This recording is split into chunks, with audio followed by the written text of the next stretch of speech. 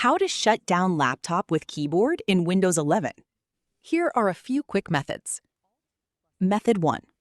Alt plus F4. First, press Windows plus D to show the desktop. Now, press Alt plus F4.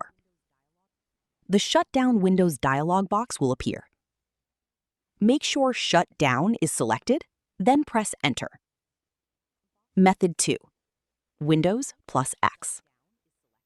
Press Windows plus X to open the Quick Link menu. Press U to open the shutdown options. Then press U again to shut down your laptop.